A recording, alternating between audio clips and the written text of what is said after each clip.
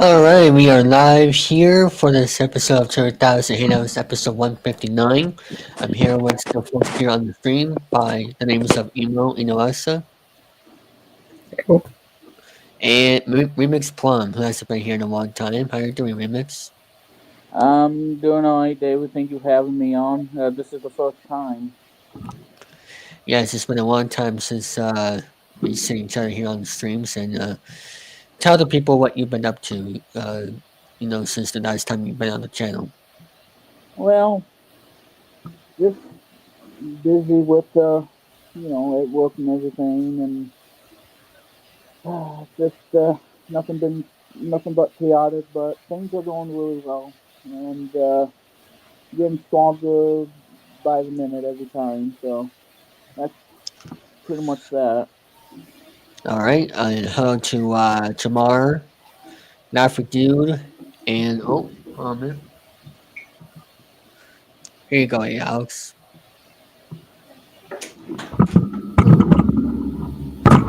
Jack Nabbit. Anyway, and how are you doing? How are you doing, emo? Um, Pretty good. That intro, it's been a while since I've seen that intro. What happened Yeah. to the last one from the last episode? Oh, that's for Fridays only because I'm doing like a Tonight Show theme for that one. Mm-hmm. Okay. So there's a difference between those two.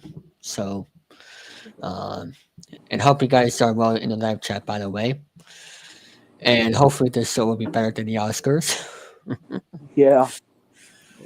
Yeah, I know you guys have a bad feeling about the Oscars as always because they've been rough for a good while. But you can just basically look up the awards online. You don't have to waste 3 hours just watching, you know, shenanigans. That's just my opinion. There's better things to do. Um, so I am right now trying to get players ready because Emo has a Whammy game for us to play. And yeah, Nafritu says he doesn't care about the Oscars either. Um, Emo, do you like the Oscars or no? I'm just curious. I try. Yeah, you're more into the Nickelodeon stuff anyway. Yeah, about that. Uh, last I know last year's KCAs they were really like they were the most boring KCAs I've ever seen, due to we had an AI host, not just one AI host, two AI hosts. Two AI hosts, really? Yeah, 3D SpongeBob, 3D Patrick. Oh, like at the Super Bowl they do. Okay, Yep. but like at the Super Bowl, that Patrick character roasting players. That was funny. Uh, Yeah. but eh, I'm not sure Quite if laughing. I'm not sure if it's gotten worse, but it's getting more extreme. I would say because it's all about them trying to experience with the technology that can be very dangerous, and I just really hope that they try to you know fix it properly by the next 10 years. Oh, by the way, in the next hour at 9 o'clock p.m. Eastern time, I'll be having Michael Antonellis on for an interview to talk about the WooSox, like Alex said, and also Deborah Reeve Reda said as well. I can't pronounce her name. Sorry, I'll just call you Deborah. I can't pronounce your username. I meant to say that is. Um, and also not only about the WooSox, but about his career as well in broadcasting. So that'll be coming up at the 9 p.m. Top of the 9 o'clock hour. So that should be a lot of fun. Um, so remix. What do you collect retro video games like physical or digital, or both? Well, I do have some digital games, unless if they don't come on physical media. You said retro, right? Retro, yes, because I know you're a big retro gamer. Oh well, yeah. I'm been a huge retro gamer ever since um, NES, which um, that in October is going to be the 40th anniversary of the granddaddy of all game consoles. But yeah, I play retro games ever since. I used to have these games, but they got left behind sadly. So, but Mm. yeah, I still play them. I love retro What games. What is your top three favorite video games? And I'll ask the live chat too if they want to answer that. What is your top three retro uh, video games that are your favorite? Well, I would have to say, well, like I said, it's so tough because these games are so legendary. Um, I mean, well, I can tell you easily. Number one is without a doubt Super Mario Brothers 3 easily, um, Hmm. which turned 35 in February. So iconic. But yeah, I mean Mario 3. But I like all of the Mario games per se on the Yeah. NES. What's your second favorite? Probably. Well, again, retro and modern consoles, but like I said, so as far as retro goes, probably Legend of Zelda, the first one. Uh, Okay. Even though Zelda 2 is just, oh my god, yeah, we won't talk about that. Um, and number three, wow, that's kind of a toughie. If people thought top five was tricky, top three is tricky. Um, but yeah, so Mario 3 was one, and then Zelda, obviously, the first one. Uh, hmm. Well, you know, there's a lot of great games out there. I also I do like the space shooters on the NES, Space Invaders. Okay. especially Gradius, and one of my favorites, Life Force. One of my favorite games. Okay. Um, I That's will have to interesting. think about number three. Yeah. What is your top three email for retro games as concerned? Oh, the retro. Yeah, I was asking email, but if it doesn't know, it's okay. I'm not sure myself either. Well, I mean, I do have mod games too, but basically, okay. Well, as far as the modern, the favorite I'm playing right now is Okay. want me to say the modern games? Yeah, you can do that Okay. quickly. Well, obviously, Astrobot on PS5. Um, Yeah, that's been Winning popular Game of the as of late. Year, Hmm. and love the soundtrack. I really wish it won the soundtrack at the Game Awards. I was so angry about that, but at least it got Game of the Year, so I'm very happy about that. Um, the second one would be, well, because I'm a big racing fan, uh, Oh, okay. and I like my second would probably be Wreckfest, um, a Hello, racing Jeffrey. game. And then number three, without a doubt, uh, probably the Tetris Forever collection Okay. because I have both PS5 and Xbox versions, but probably Tetris Forever. Okay, interesting. Yeah. Do you have a Nintendo Switch by any chance? I still do. What do you think about Nintendo adding the retro games on there from various consoles in the past? It's been awesome because I mean I can't wait for the to hear more about the Switch 2 next month of the Nintendo Direct, but I'm pretty much looking forward to it. Yeah, I'm very surprised because you're one of the first people that I've known that is excited for the Switch 2 because it's basically the same console from what I've heard. yeah, yeah. I Why mean, are you excited for it? well, I mean, the hybrid and game and I'm gonna say it's kind of like Game Boy 2.0, if you will.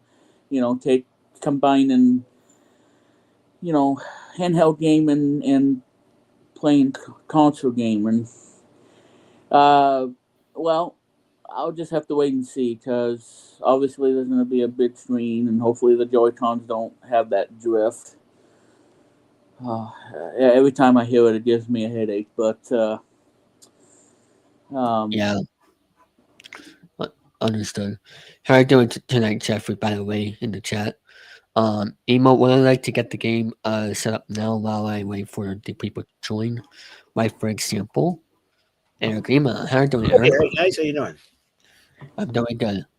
So I was asking Remix and Emo here about their top 3 favorite retro games on their list. Oh, So, that's a tough one. That I'll, um, I'll mute that sound while. top 3 favorite retro games. Yes, Sorry about that. it's okay. Yeah. Oh, that's an excellent question. Gonna go with Pac-Man as one of them. I thought Remix was going to say that, yeah. I'm gonna go with Space Invaders, Pac-Man, Space Invaders, and third one because I'll be giving out 2 top lists on my channel coming up. Yeah.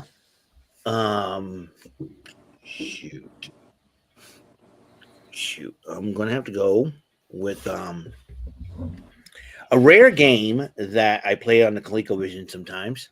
It's called Venture. It's like a precursor to Venture. It's Exidy's Venture. Look that up for ColecoVision. It's a game like a precursor to the original Legend of Zelda. Okay.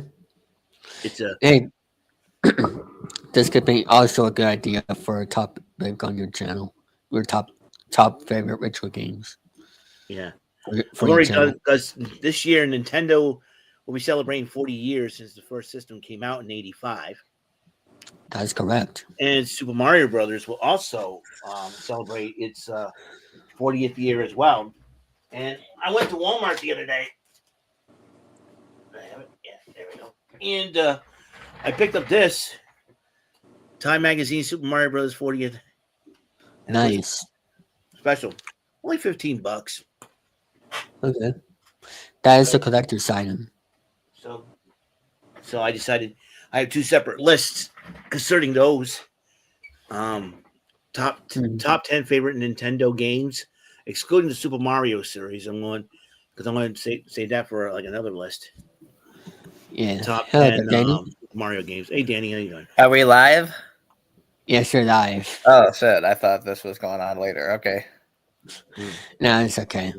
How are you doing, Danny? You're watching the Oscars, I guess. Oh no.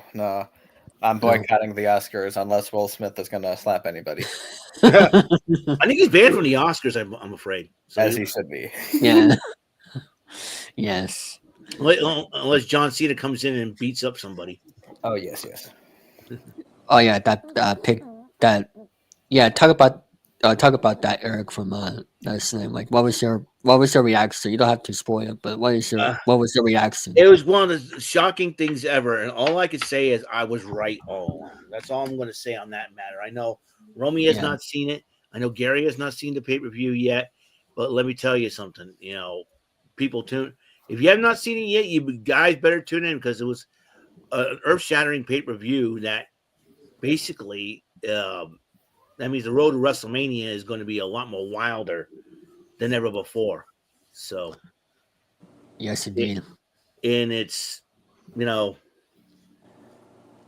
I know Cena represents our home state, David, but sometimes we want to go help me. You know, people will hate on Massachusetts more now than ever because of him. So that's okay though. We'll take it, but he's not the go first thing to, from what people think. So, yeah. All right, you got the game ready to start screen? I do. Do we have all of our? I'm gonna ask right now. Remix, do you want to play Whammy? Press select on here. No,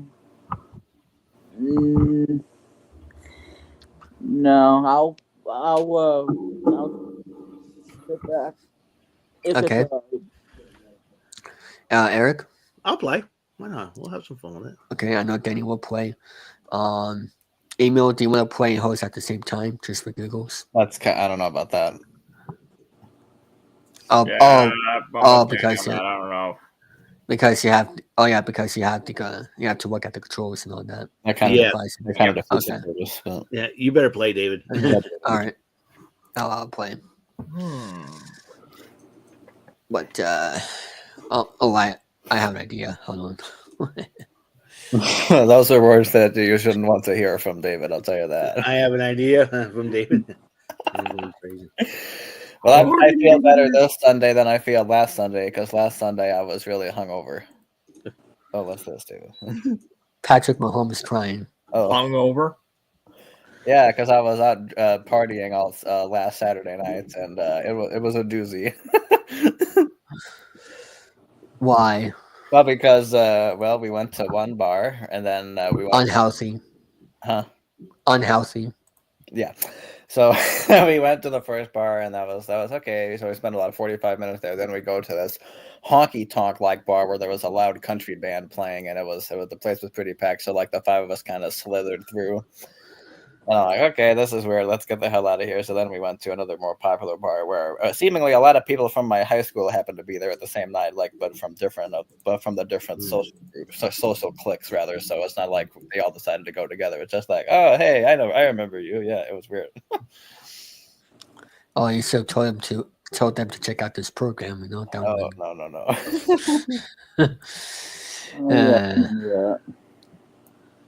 Oh yes, I would have asked him. So, what do you think about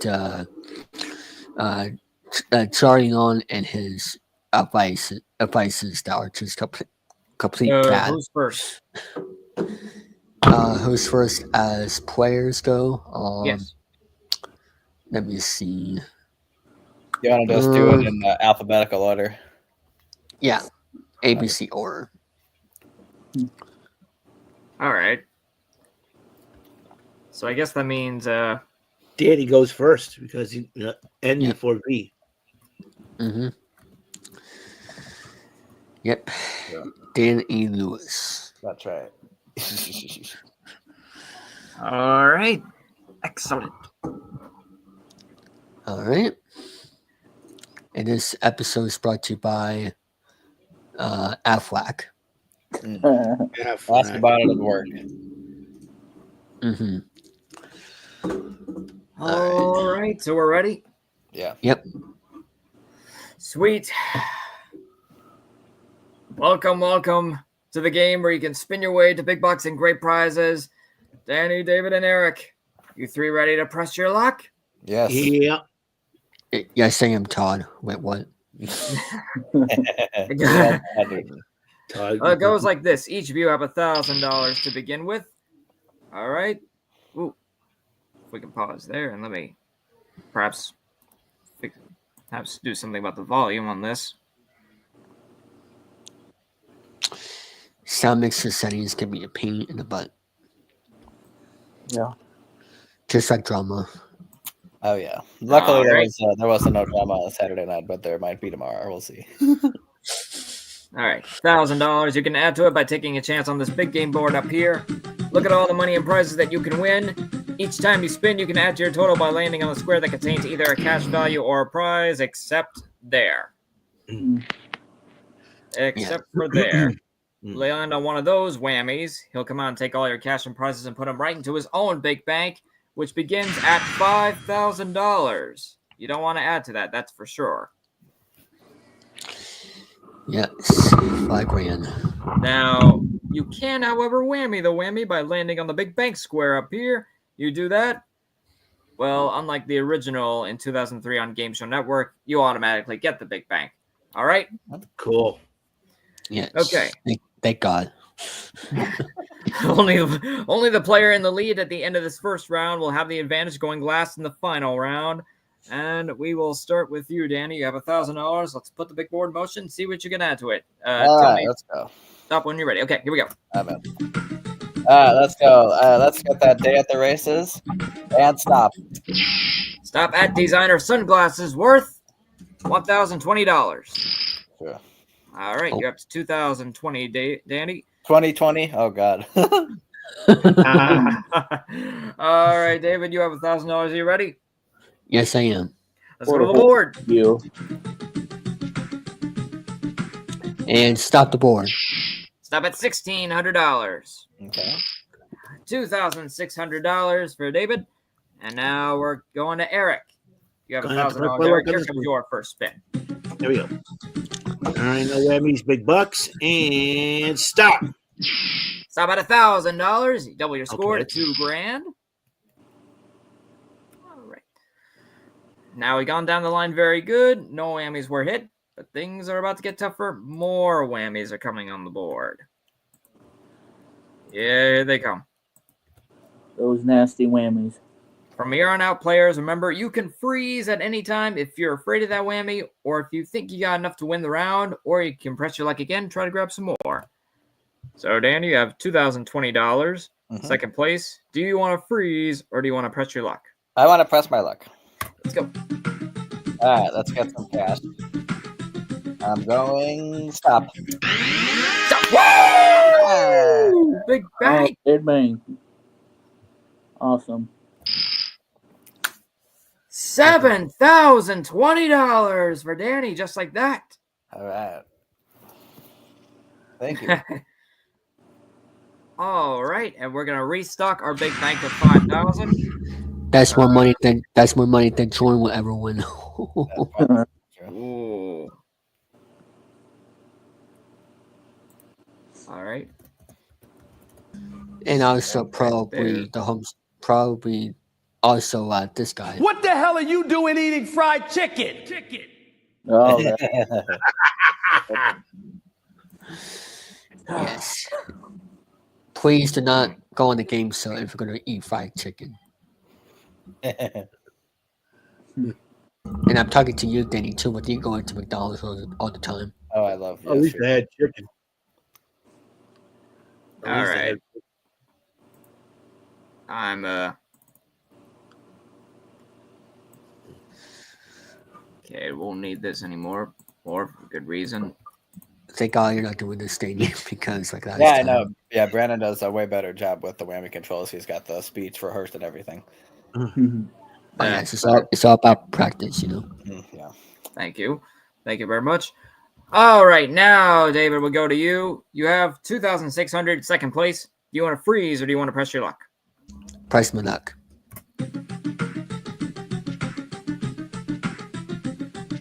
Stop. Stop at a day at the races. That is worth $560. That's Okay. 3,160. Now let's go to Eric. Eric, you have $2,000. What do you want to do? Gonna have to press my luck. Hit win in third place. Here we go. No whammies. Some M&Ms would be nice. A half of a car would be great. And stop.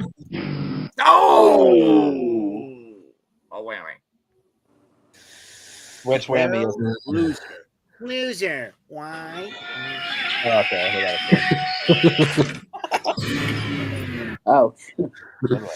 He needs a new hairdo. That Whammy. Whammies remind me of Lucas. Wait, what? And That's not true. Eric, That's not true. $2,000 in the big bank. $7,000 is where it's at now. Oh boy. All right, so Danny, David, it's just you two for now, but unfortunately, we've got to add more whammies to the board to make it harder. Oh my god. All right. So Danny, you have the lead right now, $7,020. Mm-hmm. What do you want to do? I'm gonna play it safe and I'm gonna freeze. You're gonna freeze. Okie dokie. Danny, you are frozen at $7,020. David, you have $3,160. It's only you for now. What do you want to do? Freeze or press your luck? I think I'll go for that golf set because I think it's time for me to golf this year. So let's go. Oh, Okay. All right. Stop the board. Oh, another whammy. Crap. I guess I've seen talk about golf because he's been talking about on the base show. I don't want to hear about your money problems. Dismissed. Oh. She's fired. Wow. Dang.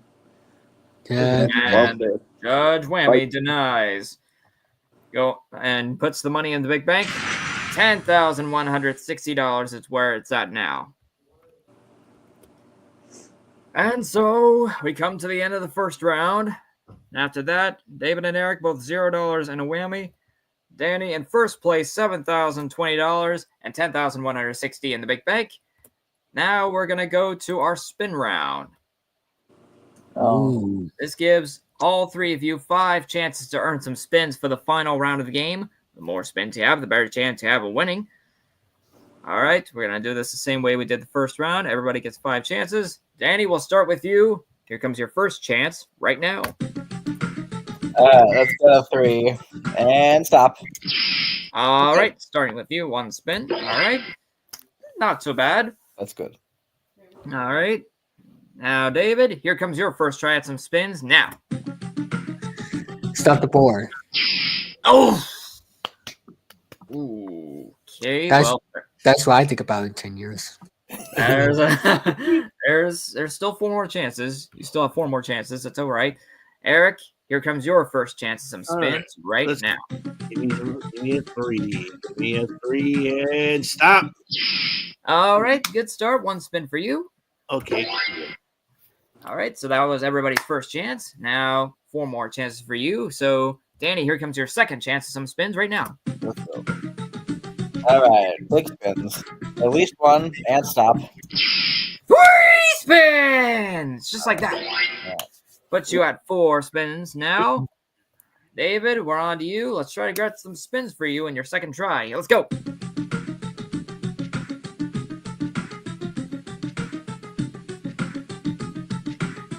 David? Stop.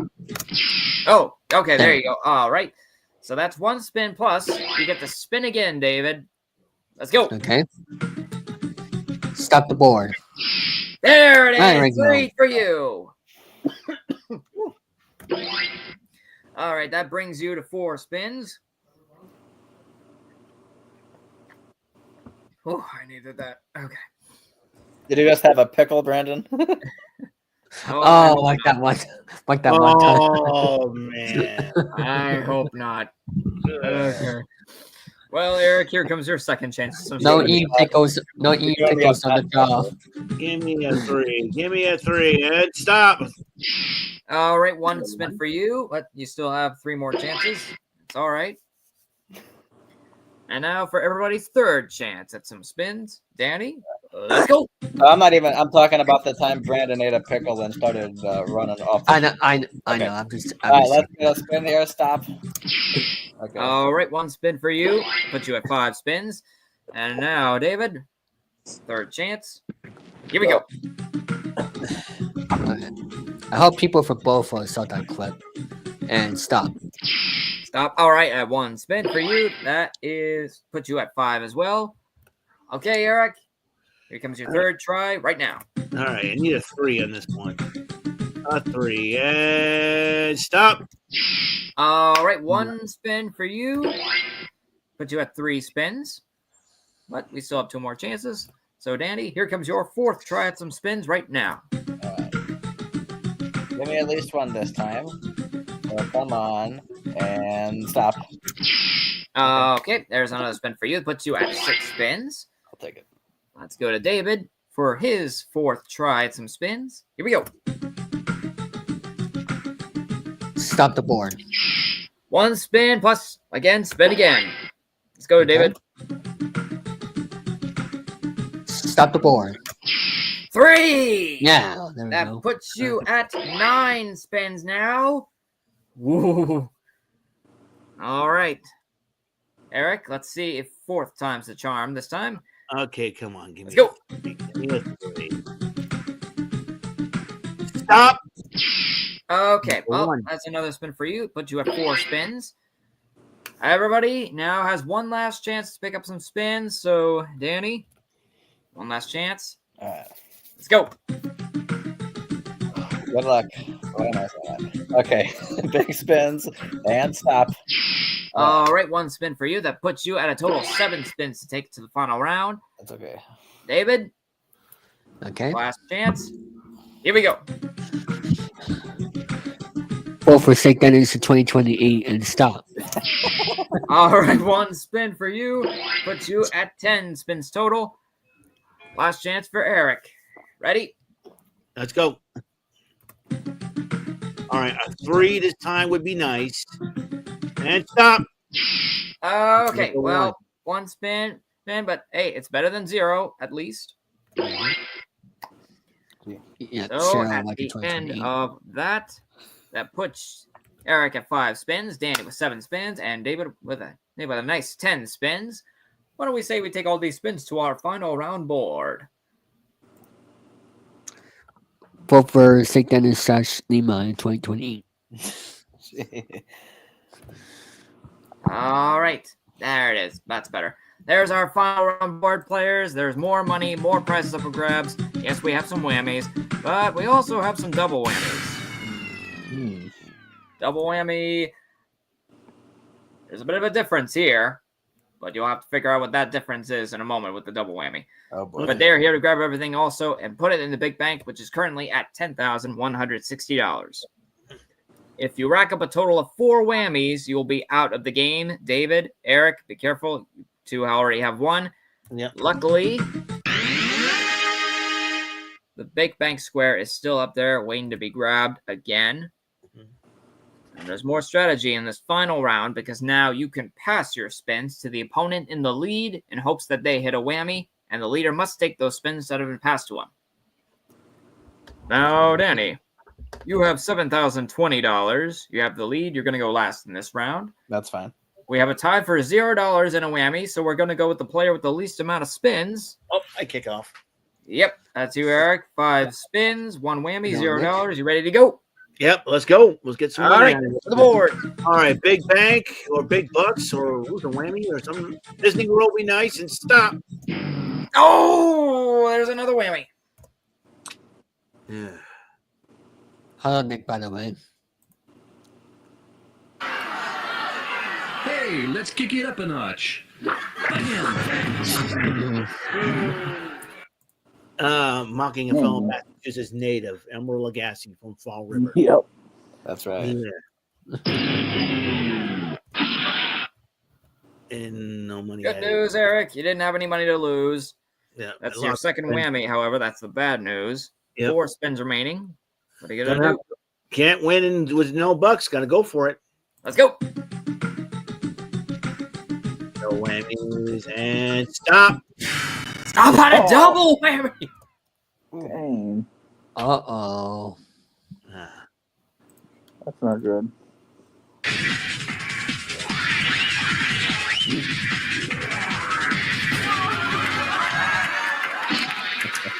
Appropriate since it's winter here in Massachusetts. Yeah. And there's no snow out there. Yeah. I hate this time of year with winter. Me too. Yep. Okay, well, since it's a double whammy, Eric, here's the deal. You have got to take a danger spin with this. I'm going to have to. Can't The win in danger first. spin, the danger spin goes like this. If you land in the danger spin, if you land on a prize, that prize is going to go to the player who automatically spun for cash or prizes before you, and that was David in the first round. Land on a cash amount, it'll go to both David and Danny. Land on another whammy, that's gonna probably be it, regardless. Yeah. If, Well- however, you land on the big bank square, that's the only thing that can save you. That's the only thing you can add to your score, that 10,160. Gonna have to go for it. I need that big bank. All right, so let's take. Luckily, you don't lose a spin on a danger spin. Okay, good. So let's take a danger spin right now. All right, no whammies. Stop. Stop at 2,400. So that means both Danny and David are gonna get this. So now David's at $2,400 and Danny's at $9,420. All right, there's your 2,400. Now back to regular, Eric. 3 spins remaining. What are you gonna do? I'm gonna have to go for it. I need to lose a whammy or something. Lose a whammy. Stop. Stop at a golf and resort vacation that is worth $4,200. So that puts you in second place. 2 spins remaining. Are you gonna press your luck or are you gonna pass? Go one more time. Here we go. Stop. Stop it! You're a last whammy. That sucks. Spell loser. Loser. Y-O-U. No, that's not. I just gotta take the sloppy joes and throw them at the whammy. Even though I like sloppy joes, I'm gonna throw them at the whammy. It's also cheap. Play the list. You stupid whammy. Hope John Cena kicks you in the nuts. Yeah. Also, Will Smith. And Slaps. John Cena kicks some people in the nuts. ooh, and that will do. The big bank is now at $14,360. I'm very sorry, Eric. It's just between Danny and David now. That's okay. It happens with me in my games too. If you watch my show. All right. Well, David, we're now on to you. You originally had $0, but now you have $2,400. 1 whammy, 10 spins. Ready to do this? Yes, indeed. Let's go.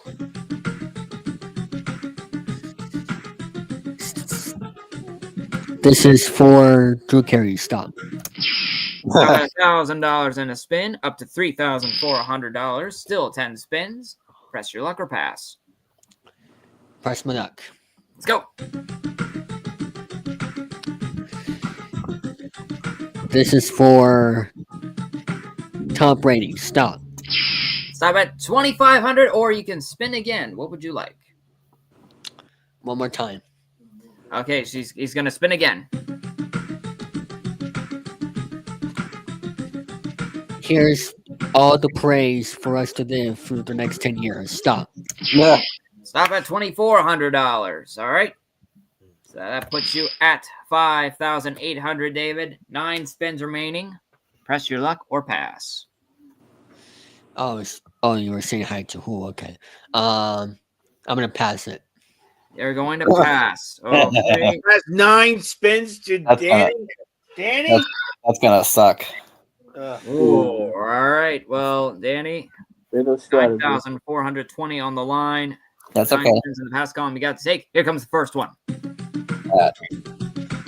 Let's get a blanking amount of money. Stop. All right, it's 2,500, or you can spin again. What would you like? I'll take the money. All right. You're now at $11,920. 8 more spins you still have to take. Here comes the next one. And make sure you go see the Michael Larson movie Luckiest Man in America in theaters on April 4th. And stop. Stop at a European vacation worth $9,360. $21,280, David. Danny, so God. That's okay. Happens all the time. All right. All right, Danny. $21,280, still 7 spins. Here we go. And we gotta play. Stop. Stop at big bucks. 8,000 Wow. in a spin. $29,280, Danny. 6 more spins. Here comes another one. Now we gotta play. No whammies. Stop. Stop at a massage table worth $3,000. You're up to $32,280, Danny. 5 more spins you still have to take. Here comes another one. Big bucks. Let's go to Cancun and stop. Stop at a whammy. That's all right. That's okay. That's okay. That's your first whammy, Danny. Yeah. It's bound to happen. Don't ever press your luck with the family. Forget about it. And that's the Don whammy, the Don of NN. And unfortunately, Danny, that puts all of your money into the big bank. Now at $46,640. Yeah, the Tony D'Angelo whammy. Good news, the spins in the pass column do go up to the earn column, so you have 12 spins that you can play with. What would you like to do? Let's play. All right, here we go. We have a clean slate. Let's see what we can do. Let's get some money this time. So stop. Stop at another whammy. You're running into bad luck like I just did. I'm losing you. You're dropping out. Yeah. You're at range. And my. All right, Billy. You didn't Cracker Jacks.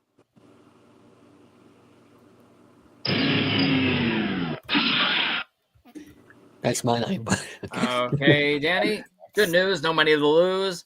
You still have 11 spins. What do you want to do? We want to play. Here we go. All right. We need some money this time. We don't want any whammies. So stop. Stop at 3,000 in a spin. Still 11 spins remaining. What are you going to do now? Let's keep playing. Here we go. All right, let's get some price. So come on and stop. Stop at a double whammy.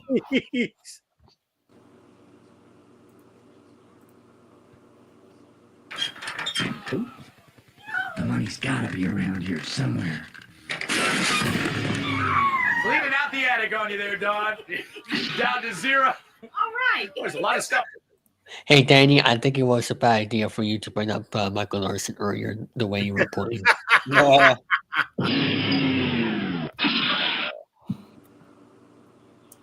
And now the big bank is at $49,640. And Danny, I'm afraid now you got to take a danger spin. Okay. So with this prize or cash amount, it'll go to David. Land on another whammy or double whammy, regardless. Done. Land on the big bank square. That's the only thing you can add to your score, okay? All right. Let's take that danger spin or punishment spin, as I originally call it, right now. That's an interesting take on it. All right. Big bucks, no whammies, and stop. Stop at 3,500, so that's going to go to David. Okay.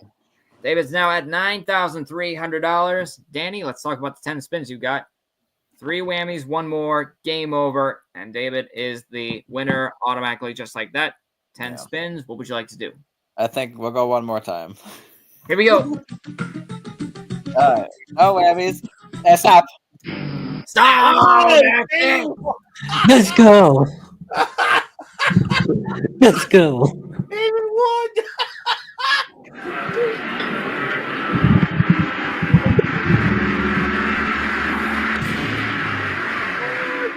What a tabernacle. Unbelievable. David won. David won.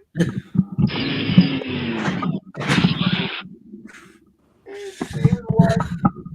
David won. Well, what can we say? But well done there, David. You held on. 9,300. Let's Good take game, a good look at game, what good you game, good won. game. Good game, good Yes. game. That Whammy was wrestling John. It's all Cena. cash. 9,300 in cash. Good game, Danny. Good game. I wanted to get Okay. that big thing. That's fine. Oh man. Oh, Jesus. Oh, cheese and crackers. I was actually hoping for you to win, Danny, because you were over $30,000 at one point, and the moment they brought up Michael Larson, see you later. I was like, hey, that's 9 spins that are going to waste. I don't know about that, but That was hilarious. I can't believe it. oh my goodness. 15 minutes left until the interview, and folks, that is why Press Like is one of the most exciting games of our lives and games of It's my history. number one favorite game show. Whammy and Press Luck, right? Just, Yep. Yeah. And people say Price is Right is the most popular game, so it is, but it can be it's very tricky to win nowadays. I've noticed on there. So how to? Okay, there I you go. got it. Do you guys agree with Price is Right that is very difficult to win under these days with inflation and all that, or whatever? Oh, what the? It depends. Yeah. What the? Is that you, Eric? Yeah, watching cats getting scared on the, on the video.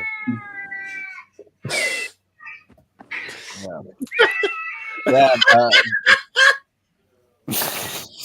Yeah, Brandon and Eric, we missed our regulars last time we played match game. Oh, was that on Friday? Oh yeah, that was during the week. Yeah. So We'll try to do it. We'll try to do it again on another day. And more fun. it had to be on a Sunday night because Eric watches wrestling a lot during the week, right, Eric? Yeah. Yeah. See, so that was why, because people want to watch wrestling. Oh, you complain And then- about that? Listen, I've been watching wrestling before I even met you. Oh, I know. I was just telling Danny that people want to watch wrestling, so that's why we couldn't do a match game that one day. I mean, Right. we did it. We just had people fill in. Oh, sorry, I meant with those people. That's what I'm saying. And also this episode is brought to you by.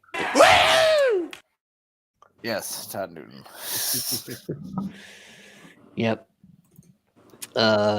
Yes. It was a great game. Yeah. I think we're due for another fake movie trailer from me to be out shortly. So.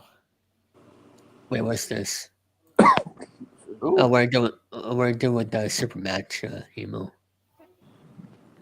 See, that has to do with because I have my own version of match game, which I would plan on doing sooner or later. If we ever do my version on this program, I'm gonna be I'll be stunned, done and amazed. But that probably be for another time, I guess. What do you think about that, Danny? Since you're Is it different from the normal match game or what? Yes. how many players do you need though? Is it the same or how do I get out of this? It is the same. Yeah, 2 contestants and 6 panelists and a host, Okay. preferably. Yeah, that's too bad. I wish it was less players, or 3. Yeah. This one still has a. Oh. Thank you. Oh yeah. Yeah, you did very good at hosting, but Yeah. very much practice. Yeah, my version of match game, it still has the matchup, but that also affects the super match. Okay. That's Oh, interesting. and speaking of, believe it or not, long before my game run streams, James, I've known this user for a while. Oh yeah. he's been on other channels, but what were you saying, Danny, earlier before Emo shared that about movie trailer or whatever you were? Oh, I said I think it's about time I make another movie trailer like I did last year with the Troublemakers and just put in a bunch of random clips. Oh, okay. Well, April Fool's is right around the corner, so. Yes, we'll see. But that. Oh yeah, make sure there's a golf in it. Make sure there's some maybe. golf. Gotta like some golf. Have you ever been with any like actual golfing, like on a course? No, I mean I've been mini golfing with my folks at the lake, but that's about it. What about you, Emo? Because that is a popular golfing area in Florida. Which golf course? Just any golf course. Like, have you done golfing like just for fun? Well, I remember Smuggler's Cove. I don't remember the last time I ever did that. I should go back to that one of these days. Okay. If I have to do if I have to do it by myself, it's gonna be a first time for me. Yeah. What about you, Remix? Have you ever done golfing? No, but probably on the video game. Okay. But no, not in real life. What about you, Eric? Golfing, never golfed. Yeah. But well, as for bowling is more easier than golfing, I think. I've done bowling. Yes, I have. I like bowling. Mm-hmm. Yeah, Brandon, maybe we could try out that match game sometime off the call, or maybe pre-record it and just put it in one of these at some point. Mm-hmm. Okay. Well, yeah, like I said again, it's much more different. And yet the matchup round affects the super match, depending on if we get one or two contestants. Yeah. As for the match game, Danny, are you gonna host that one, or are you gonna have Emo host that one? How about we'll record the traditional opening, and then me and Brandon will do a bit where I'm like, hey, you know what, Brandon has it on, and so we're gonna do a switch, like how Gene Rayburn and McLean Stevenson did on that one episode. Okay. We could try that if you wanted. That was on the hour one, right? No, that was on the original match game. Okay. 1981, 82. Oh, okay. I don't think that there's something. I do. You're thinking of the match game Hollywood Squares hour, but no. Yeah. I'm referring to a specific episode from the original show where a panelist, McLean Stevenson, mentioned like, "Hey," because there was another time when Charles knocked Dean down on the ground, so they just switched roles just like that, as the spontaneous was at that. How those game shows were back then. You couldn't really do it now. But McLean Stevenson just took over for the rest of the round. But then McLean mentioned to Gene, "Hey, remember that time that happened?" He was like, "Oh yeah, well, if you'd ever want to switch again, just let me know." They're like, "Okay, let's do it after this." It was. And McLean was awful, but that's what was so funny about it. Wow. They just did it. Fantastic. Well, if we ever do exactly that, let me know. Imagine. I mean, just imagine them doing that like out of the blue without without any contract stuff or whatever. But yeah, that'd be interesting. So let's see. Danny, what else? Oh yeah, can you show us the updated websites that you have before the interview in 5 minutes about your collections that you? Well, I'm not gonna. My personal collection is still on hold for the month, but I'll show you some of the progress we've made over at the GSN Broadcast Archives. Okay. Since you have 5 minutes left until the interview starts, then I'll put you guys up backstage, and then for the last 30 minutes or so, we'll do a hangout thing. I'll leave for right now, then, and you can call me back when you're done.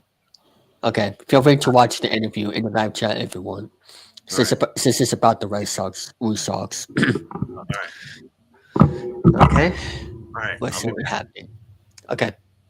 Is so if you wanted to watch GSN on June 28th, 2004, here's what you could watch. Now, we know which Wheel of Fortune episode it is because, certain commercials, promos, whatnot, you're able to figure it out. And if we know that they aired Wheel of Fortune in production order, so if they aired show S number 1156 on June 27th, then logically they would show S 1157 on June 28th, if it's Monday through Friday. On weekends, it was a different rotation, but that's how we figured that one out. Okay. You could watch Jeopardy, which was the 14th season. 4 p.m. Weakest Link with Anna Robinson. That was good, wasn't it? And then Lingo at 6:30 p.m. Regis Millionaire at 8 p.m. for an hour. Then Dog Eat Dog, hosted by the lovely Brooke Burns, who was soon to be hosting Tic Tac Doe on Game Show Network. Some things never change. She's on ESN 20 years ago, and she's back. But I happen to know on this night they re-showed the Press Your Luck documentary about Michael Larson because this recording of Dog Eat Dog, I have it. I got it from somebody else, but I have it, and it said up next is the Big Bucks documentary, so I figured that one out, and they would repeat it in the overnight slots. You could watch it, Dog Eat Dog, Big Bucks, and then watch it again at 2 in the morning. Look at that. And then Who Wants to Be a Millionaire? Then Black and White overnight, which was Password by Alan Ludden, and then What's My Line, I believe, hosted by John Charles Daly. Now, another schedule I have here, taken from when they would release the actual PDFs out to, they sent it out to Buzzer Blog. Oh, wait, well, this doesn't have any other episodes, but here's a typical May 2009 schedule. So, Match Game in the morning, Super Password, $25,000 Pyramid, Bingo, America, that was a short-lived show, Whammy, Jeopardy, Wheel, which was season 12, more Pyramid, Chain Reaction, which was the 2006 version, and that's still being shown on there to this day. Yes, Tic Tac Toe is coming back in April on Game Show Network, hosted by Warrens, to respond to it's coming. And then the Newlywed Game, this is from when it was hosted by Carney Wilson for a year. And as Randy West once told us, Carney Wilson wasn't a game show host, but she played one on TV, and I think that sums it up. A year? Yeah. It was Carney Wilson did it for about a year, and then Sherry Shepard they got rid of her because she had some kind of problems, and then they replaced her with Sherry Shepard. So 3 seasons of Carney Wilson in 1 year. Well, I'm pretty sure. I think it was maybe 2 seasons, maybe 2009 to 10, and then it was Sherry Shepard. That's interesting. Yeah. Yeah, but this was May 2009, so it was definitely Carney Wilson. If I remember, they did a documentary of Carney Wilson Unstable. Oh yes, that was a reality show. And they said they were going to do a season 3. Yeah, they said they were going to do it, but it fell through because she had problems with something fell through, so they had to get rid of her. Huh. I'm pretty sure that's how that went too. That's weird. We never know what's going on backstage at whatever.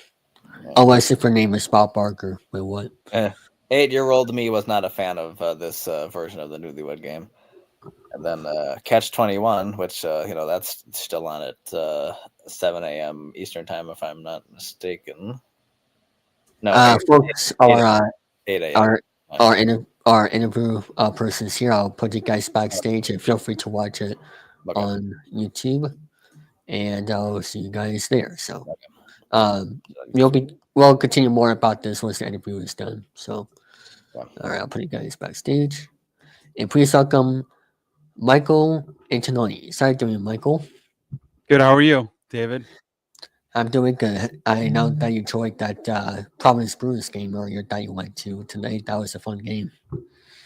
Yeah, it certainly was. I went with the nieces and my sister and her husband. I haven't been to a game in Providence in a long time, but it was great. They got 2 empty netters at the end, and did their annual Teddy toss. So A lot of fun. Yeah, that's very cool. So for those who don't know, he is one of the announcers for the Worcester Red Sox that you can see on Nexon, and I assume he did them for radio for 99 side calling too, right?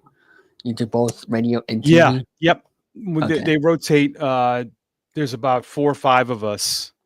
Four main guys. I'm like the number 3 guy, and yeah, they rotate us through radio, TV. I'll do with 6 games on a homestand. I'll do maybe 1 to 2 TV games, and then rest on radio. That's very So cool. Yeah, it's really cool. We do every game on TV. Yes, you do. As for the home games, you can watch it on Nelson. As for both home and away, you can watch it on minor league baseball TV. As Yep. for the away games, which I do the best I can. Sure. Because sometimes they're like lags with the MIL, but it depends on the internet is concerned. So how did you get started in your broadcasting career? Yeah, so I mean, I always wanted to be in baseball. That was probably the number one thing growing up outside of Boston, about 30 minutes Yes. in between Boston and Worcester. That's where I grew up in Ashland. And so baseball was the plan. That's what I wanted to do. And then it was finding an avenue to do that. So when I went to Dean College to start off, that's when I discovered I could actually, I saw the radio station there and I'm like, I didn't know what I wanted to even do in college. And I majored in communications. And then I went to a 4-year school after that. I got an internship. I did Legion baseball, which is in between high school and college. And then I made tapes off that. Got an internship in 1997 in Prince William, which is now the Fredericksburg Nationals. They were the Prince William Cannons when I worked there. Okay. And then the guy that hired me, who I'm still friends with today, he left after 1 year, and I got his number 1 job. And I just kind of stayed in baseball. I went from team to team. And 2005, I landed probably my highlight of my career was in Portland, the Sea Dogs. Oh yes, I went there 1 or 2 times one time ago. Yeah, though. great place. So I was there Yeah. 15 years, and I was close to home. And then Pawtucket came calling right at the pandemic, and so we didn't have a season in 2020. But then I just stayed with them to work with the WooSox. So it started in college, and I was very persistent in applying for jobs, and I've been lucky to stay in it for almost 30 years. That's very cool. I was actually thinking about this earlier today. Has David Ortiz ever played at Portland? Yeah. Yeah. Okay. Yep. He was on a rehab. I believe, I don't remember. Well, I mean, I left there in 19, but I think at the time that I left, we had our biggest crowd ever and had the most biggest financial night ever when he played. It was an unbelievable spectacle. Yeah. We had in Dustin Pedroia's last game was with the Sea Dogs, and I was on the call for that. Oh, very nice. His last professional game. Yeah. Very cool. Yeah. Does he know about that you called his last game? I think he does. And I was my first year in Portland. Dustin was there as a coming up, and so we did reminisce when he came back. But yeah, he must know because we didn't know it was going to be his last at bat. We found out a few months after when he retired. But that was tough when he was trying to come back from that injury. It really was. I remember that whole process, and it just really stinks because he wanted to get back on the field so bad, and I forgot how many years left on his contract because he signed a big one back in 2013. So I just really wish that he would have stayed longer because he was the heart and soul of the Red Sox during his time, and he carried that torch to some of the guys like Rafael Devers, who was with him, part of that time too, and all that stuff. So I hope he's doing well and all that good stuff. So you're with the WooSox now. what was your reaction when you got the job at the WooSox? And like, I bet that was very exciting for you. Yeah, certainly. Even though when I was in Maine, I had to travel a lot.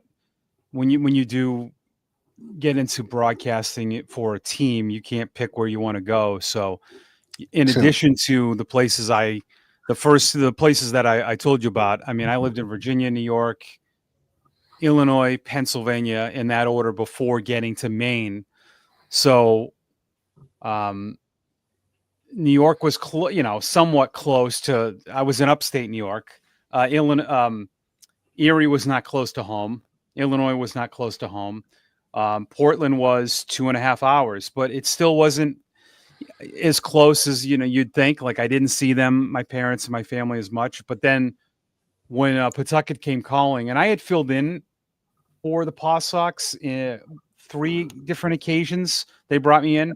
But when they called me in 2019, or I should say 2020, because it was after the new year when they made the initial call.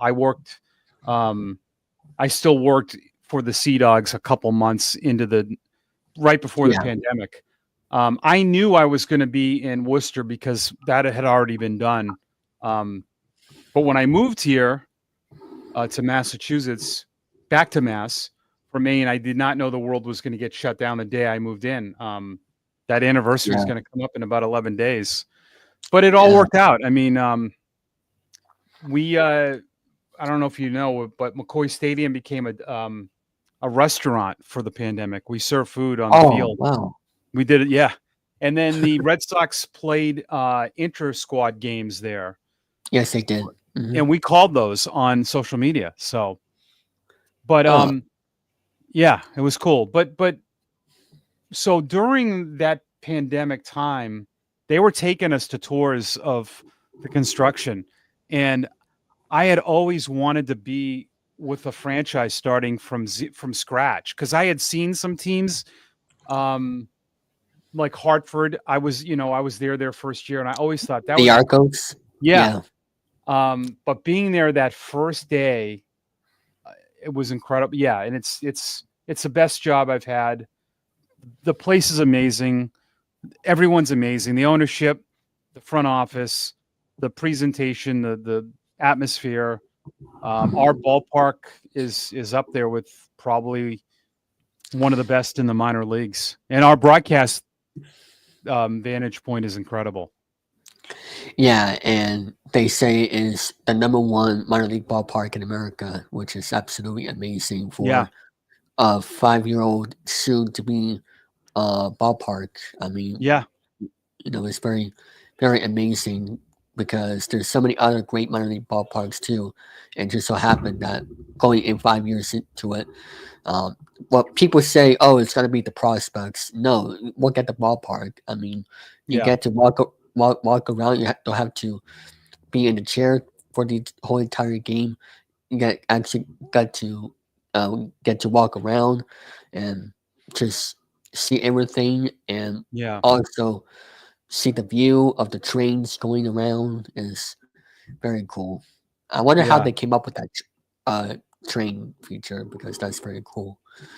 So originally they were going to build the ballpark across the street there's a hotel, but they decided that the view of downtown, they constructed all that on purpose to be able to see the train station. And Worcester is called the heart of the city. That's the where we are.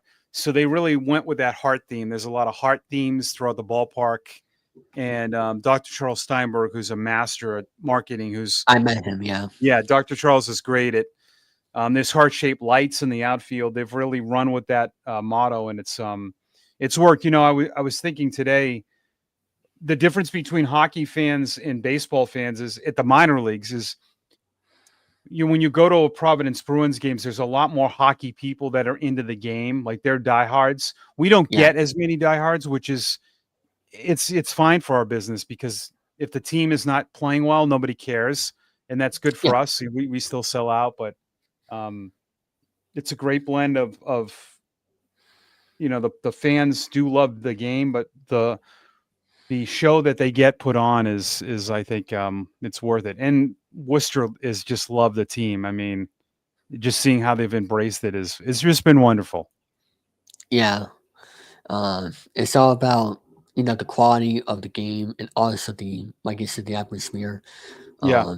Along with that, because it's not about the product of the field; it's about the product of the people, I think, and also the view. Because when you don't want to be like Oakland, which sadly disappeared, but you don't want to be like that. You want to be a ballpark that is beautiful for everybody. Speaking of the results, let's talk about the team. I feel like it's very special in the first 5 years to have a winning team like this with a bunch of prospects. With the debut of the WooSox coming to Worcester, right away you see prospects coming up like Woman Anthony, and those guys. Well, Teal was one of them, but he that go to Pittsburgh. You also got Meyer, Campbell, who's been a hot topic for a good while now. What do you think about the WooSox going into 2025 with those prospects we talk about so much? And if they go to Boston, would that affect the team in either way, or is still a good enough depth in that system? Yeah, I think because what they did on the pitching end, the Red Sox did a really good job, I thought, addressing their needs was pitching and defense. I really thought their hitting was good enough last year. If you look at the statistics, they were near the top of Major League Baseball in a lot of offensive categories. They were dead last in defense. And, frankly, their pitching was not good enough. It really wasn't. And they addressed a lot of those needs.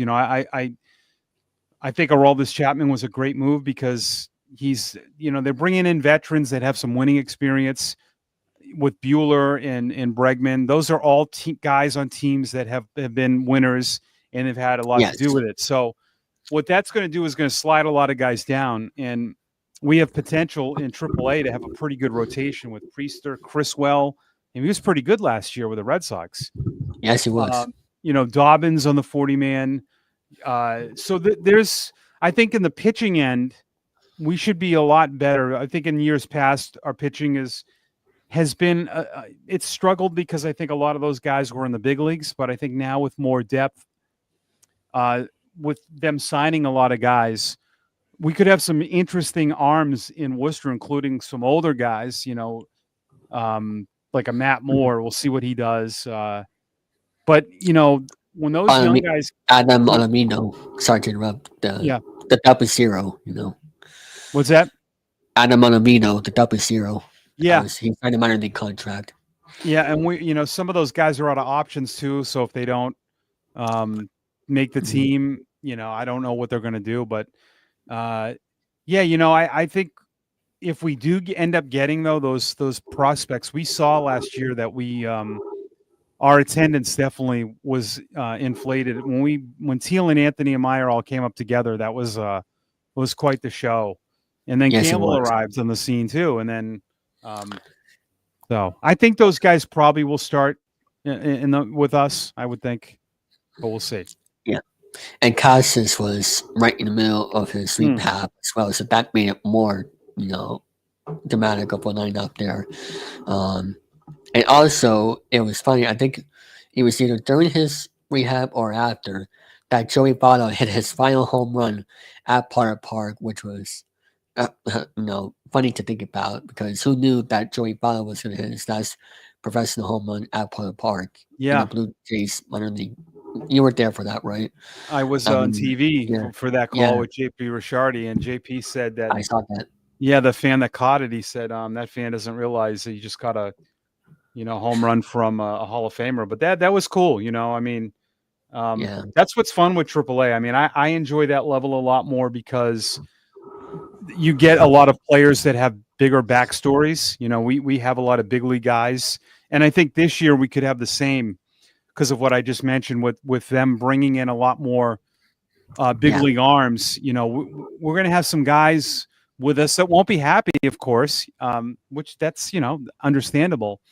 But it will make our team pretty good. And in the minor leagues, if you can pitch a little bit, especially early in the year when it's cold, you can rattle off a lot of wins. Yeah, absolutely. If you can make a prediction for the starting five rotation for the WooSox, and you can do the Red Sox too if you want, what would Yeah. it be and why? Yeah, I think it looks like, Cutter Crawford's definitely going to be in the injured list. It looks like Brian Bayo will be okay now, so you could always slide him. So I think it will probably be Crochet, Houck or Bueller. We'll see. Houck might be the second guy because he could be the first just because he's been there, but probably be Crochet, Houck, Bueller, Giolito, and Bayo. I would think that would be the five. If Bayo can't go, I wouldn't be surprised if maybe Richard Fitz gets a chance. Yes. You've got, he's been pretty good in a short period of time. Mm-hmm. If Bayo's healthy, I think you're looking at Fitz, Priester, Criswell, Dobbins, and maybe Grant Gambrell. That's pretty for Worcester. That's going to be pretty good. And you're looking at 440-man roster pitchers. Okay. Yeah. That's going to be pretty good. Cooper Criswell was really good last year. If you think they pretty much picked him up off the street, and then Quinn Priester's an upside guy, with really good stuff. But I'm really, if Bayo makes the club, that's going to be a pretty good five. That's going to probably be our best rotation to start a season we've ever had. Awesome. And also for those who are new to minor league baseball that are watching on my channel right now. To get ready for the playoffs, tell them what the playoff format is because it could be very tricky to tell new baseball fans that.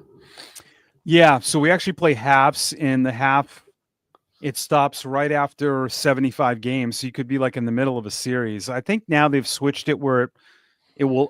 They're trying to end it after a series, and then the first half winner plays the second half winner.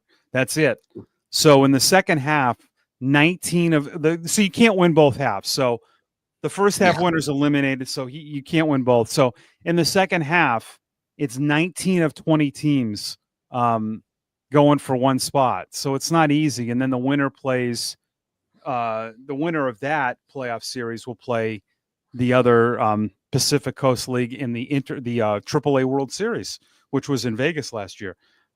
We would love to have the playoffs format change where we wouldn't get to host a playoff game too often. It's just one series. Last year it was going to be at Omaha, the first half winner. So we have to win the first half to host games, but we would like to have expand a playoff so we could get more, but it's Major League Baseball doesn't really care about, us playing a lot. Which I get. Yeah, I mean, that's why minor league baseball, you don't care about the record much because you know that it'll be very to go to the playoffs is very slim because of the format. So just watch it just for fun because we have exciting prospects coming up. You should very much pay attention to that more than the playoffs, and I think you can agree with me on that. Definitely, yeah. I think the Red Sox have done a good job, and even you got to give Heim credit too. He was brought in to help kind of build this foundation, and I think Craig Breslow did a good job as well. Taking the ball from Heim, and they built something. They built this up where in this offseason they were able to plug in like an Alex Bregman. I think it made more sense for them to spend now, than in years past, where this team this year felt like they were a couple of pieces away, where in years past, if you're 5 or 6 pieces away, it doesn't make sense to bring in a $300 million deal because you're not going to go anywhere. Yeah. So, and we have to focus not only on the hitting, but lefties or righties, depending which one you need more, but also the pitching because we struggle with pitching. Every time we go to the All-Star break for the past 3 years, we're in it, but we signed off because of if it's injuries or we're just not good. And that's why they brought in Breslow, who I met before, by the way. I went to weekend, great guy. Yeah. He he comes here to help with pitching, and that's why he hired Andrew Bailey from the 2013 Red Sox. And both of those guys have World Series experience, which is very important for a winning organization like the Red Sox. And that is why I believe with those two guys at the office, Bailey, Bressa, and also Cora with World Series experiences, Alex Bregman said winning 5 times in the first minute or so of his press conference. Yeah, yeah, and it's and it's also bringing like you just got to bring in better players, and I think you got to draft and scout better. And they did that. They pulled off a great trade with Crochet, and Yes, I think the two great moves that Heim and Craig Breslow made was Justin Slayton was an unbelievable Rule 5 pick, and so was Garrett Whitlock. And they're going to be staples in your bullpen. So. There've been, I think the other problem they ran into at the All-Star break, I know people were screaming about trades and all that. I think they tried when you don't, pitching is such a premium. And when teams know you don't have it, if we only knew what some of those trade offers were, I mean, I'm sure like for them to get a number 4 starter last year would have cost them like a Roman Anthony. Teams don't play nice. So they've positioned themselves now where they've built, they got 4 40-man starters in Worcester potentially, so that if you have a hiccup, like you said at the All-Star break, they can call upon a Criswell or a Fitz that's where you have to be. The teams that win you have to have 3 or 4 guys, they might all be great, but if you don't have it, you have no chance. Yeah. You gotta get pitching and also veteran guys too, that can easily change it in the second half because we've seen that before, and we can't predict the future, because I mean, look at the A's last year in the second half. They had a winning record in the second half. Nobody saw that coming, so everything can change. Everything can change in the second half. So, we'll see what happens with the Red Sox and the Blue Sox, and possibly the Sea Dogs this year too. I think the Sea Dogs are still going to be a good team too, despite the fact the prospects are going up. I think they still have plenty of talent in Double A too as well. So that kid Garcia, the password, who they call Mikey Romero, the password, they're going to have some. I think the last 2 regimes here have done a good job drafting, and that's kind of that was the Tampa Bay way, and I think Craig Breslow agrees with that too. You got to have an organizational structure. And I think where the Red Sox ran into issues was they kept changing leaders, and that's hard to do.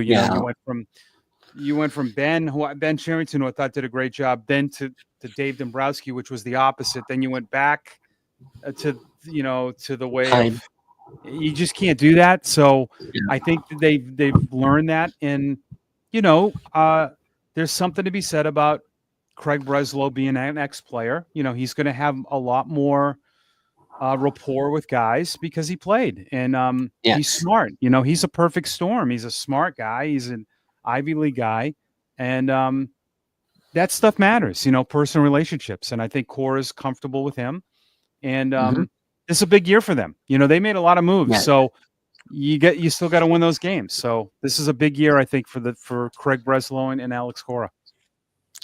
100%, and a whole lot of pressure with Bregman too. He was one of my favorite players to watch when he was in Houston. Same. That swing is perfect for Fenway, and I just really hope he's here for a long time. I know it's only a 1/3-year contract because of the opt-out, but we have to go to the playoffs this year because there's a lot of pressure, and we look at the division too. We gotta beat teams like the Blue Jays, the Yankees, the Orioles, the Rays. The Orioles are in a difficult situation with their ownership right now because they did nothing.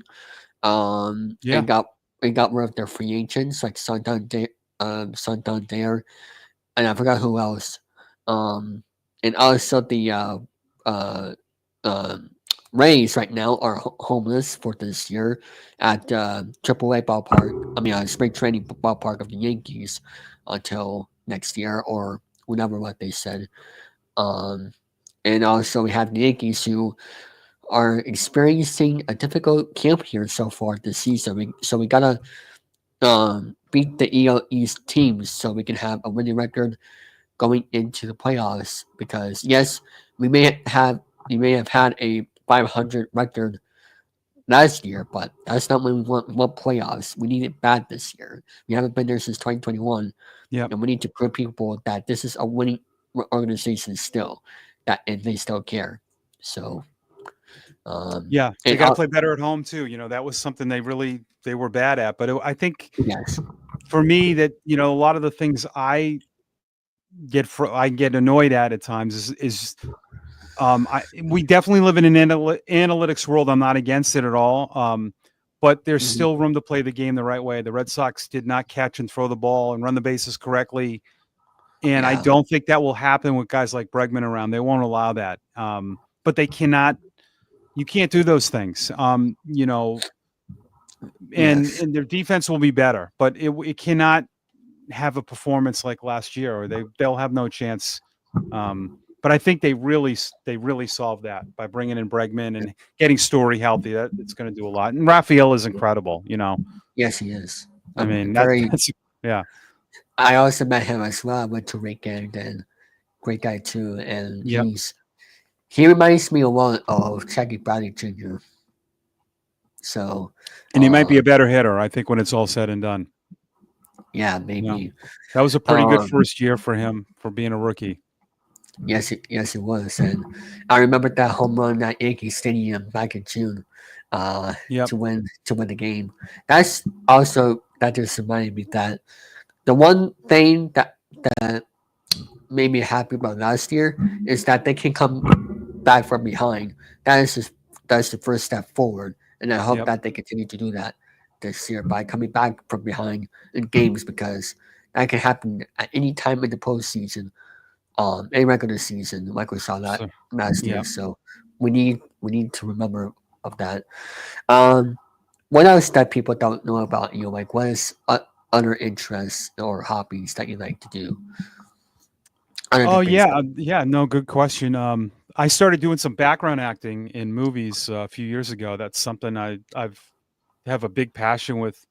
I love movies. I love Hollywood. That's why I actually have an LA hat back there. I got that in Los Angeles because I love LA. So I've done that. I've done like 3 or 4 movies. I did an episode of Law and Order in New York City. So that's something I'm really into. I'm thinking about getting into some writing. I have some projects that I put in my phone in my notes section, the ideas. I have an idea for a children's book. I'm not going to tell you what it is, because not that I don't trust you, but I'd rather write it for but yeah, so I'm into that. I'm a huge fantasy football. I love doing like DraftKings and like for football. I love NFL. So I love that. I mean, I love the beach. I love traveling. I love golf. I'm spending more time with my family than I ever have. When you do the baseball grind, you lived away for so many years. I missed a lot of time, so I'm catching up, which has been great. But but then I'm a homebody too. I like to be home and watch movies and TV shows. Golf is great. Then he says, Yep. I play golf. Did I say that? Yeah, I'm a huge golfer. Yeah, my dad's been golfing forever, so golfing is. I mean, I haven't gone actual golfing yet, but it's just very tricky to hit the ball a hard, long way. I need to practice on that. I do like mini golfing and bowling from time to time too. So that's also fun. Golf is very mental. So yes. And also last December, I also went to for my Make-A-Wish trip at the Price is Right. So I got to do that last December. Oh, you did? Nice. In LA? Yes, I did. I also with hopefully your generation knows this well. Super Mario. Oh, I yeah. went there last December. I also should add I love playing video games. I play MLB The Show religiously. So I saw that on your YouTube channel. I was Yeah, surprised I'm- that announcers do that. there's not many. You know, I've said that Major League Baseball needs to really that partnership could be enhanced. I think there's some really good streamers that Yeah, have huge followings. You know. yeah, they do. Yeah. So And I've seen like one or two players like do that in the off season too. MLB yeah. players. Yep. I think it was May that did that one time. I don't know. I forgot who. But there's a lot of great gaming streamers that do that. You know, with the capture cards or do it from the PlayStation itself. I believe MLB The Show 25 is coming very soon this month. Oh yeah, and I already pre-ordered the early access. I'll be I'll be there at midnight playing it. I'm that kind of I love it. Yeah. Hey, if you ever want to play with me sometime, I'll be happy to do so. Yeah, we can play co-op now. You know, you can do that. Yeah. So Yeah. we can play on the same. Yeah. Yeah, we could do that for like a live stream like this or whatever at some point. That would be fun.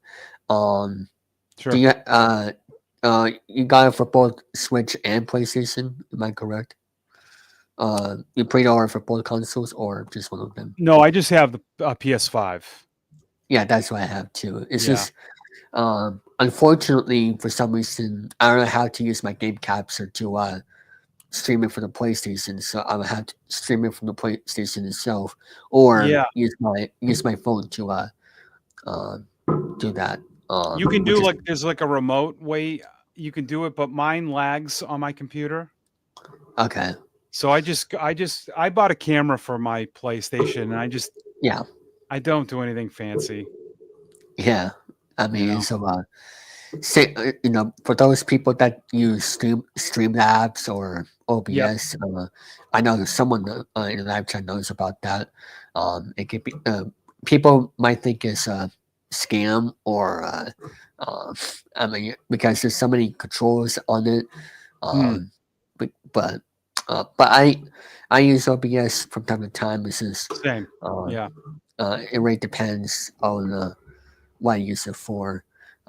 It's very good for at least video recording, because for live streaming, I it's very laggy with going live with OBS on my end for some reason. Is there anything else that you want to promote? No, I'm just, go to WooSox.com. That's where you find the schedule. I'm on X radio at the Radio Mic. That would be, and then if you go there, I have a link tree, and if you click that, it has all of my social stuff. So that's the best place to find me there, and then you'll get to everything, my Instagram and all that. So, I appreciate it. You're welcome. And, thanks for having me. Yep. And people can check you out on Nessun, Nessun 360, MLB.tv, where you can see him. I don't know how they can find your schedule for the games if they want to check you out, but I'm assuming that you'll put it on your Instagram or whatever. Yeah, I always put it on social that I'll be on the call with But thank you very much for coming on here, and we'll keep in touch and hopefully do something again soon. So okay, David, thanks for having me. See you, bud. You're welcome. Bye-bye. I'll put Remix on here, back on.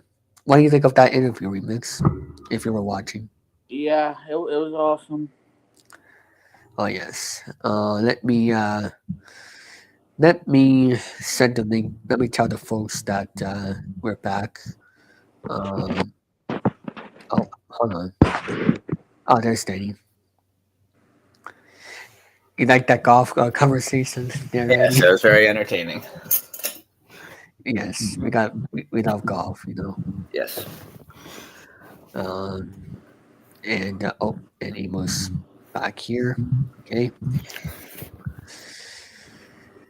Hashtag bring back golf to a national TV more, I guess. They do. It's called the Golf Channel. I know, but I meant like bring it back on more, bring it back to more being more popular or whatever. Okay. I'm saying shenanigans. I don't know what I'm trying to say. Whoops. I'm just suddenly. Oh, okay. I got that Gianni for still watching. So what would you like to continue to where you left off, Danny, or did you you don't have time for that? I'll show you one more GSN schedule. Okay. Hmm. Can you Did pronounce that? Huh? Anyone hear anything about the Oscars? Is it going good? I haven't. I paid attention to it because of the interview. So, can you pronounce that game remix as for their favorite? Yeah, I forgot to mention Adventure for the 2600, Okay.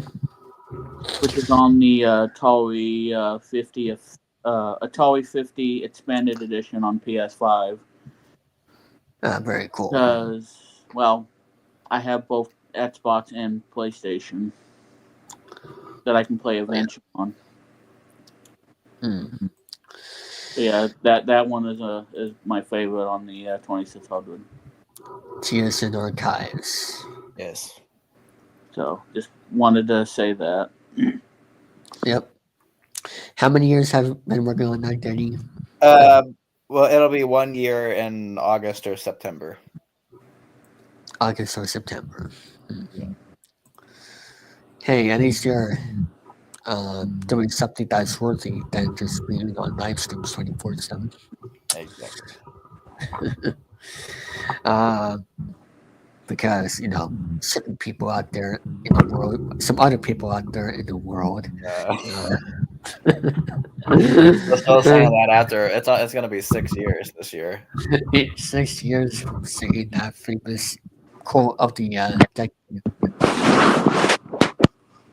Or a quote of the no, not the century. That would be "You will shut up, man." That's the quote of the century. Or Well, that we're dog gonna go back says. to April 8th, 2022. Okay. In the morning, watch Catch 21, then Masterminds, People Puzzler, America Says, then Deal or No Deal at noon, then Match Game, probably 75 or 76 during this time. Then more Catch 21, I think. Then Catch 21. the original Chase. And then that's Steve Harvey, Family Feud, and then at 3:30 in the morning, you can stay up and watch Divided. Oh my god. Yep. 3 o'clock in the morning. 3:30 in the morning, yeah. 3:30. Yep. So, 3:30 in the morning. Yeah, they haven't shown Divided, I want to say, since August or September of 2022. So it'll be, it was way after the whole Jeopardy thing. I'm surprised that they didn't take it away immediately after his whole Jeopardy scandal, but no, they kept it on at 3:30 in the AM. So good show. Divided. Yes. Yeah. Now that would be a fun game to play, but that's a little tough to do because you'd have to have a money clock ticking down all the time. I mean, we could have somebody do that behind the scenes. Brandon, if they're nice, Oh, sorry, what was that? Would you know how to make a money clock like they used on Divided? I wish. Yeah.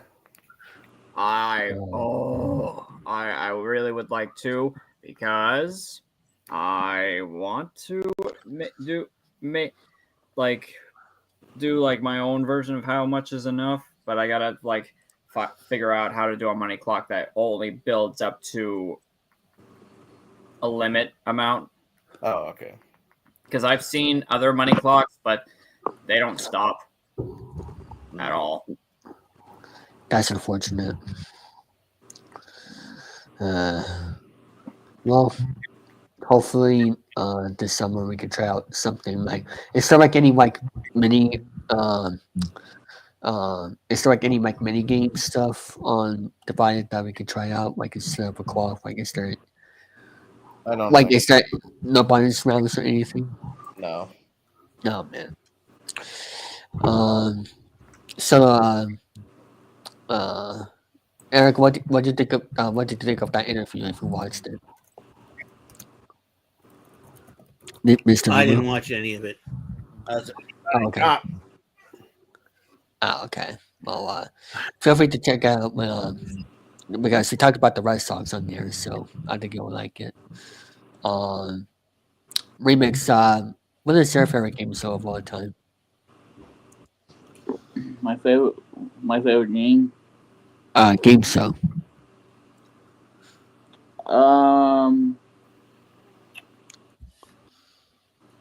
I don't know.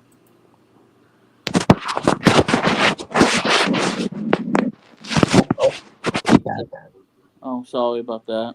It's okay. I'm It's see my time. on my iPad. It's see my time. Hey, that would be a good show for your channel. It's see my time. Get it? Lima time. Yes. Followed by That'd WKPH. I don't know. That'd be good. That'd be a good spin-off show. Just saying.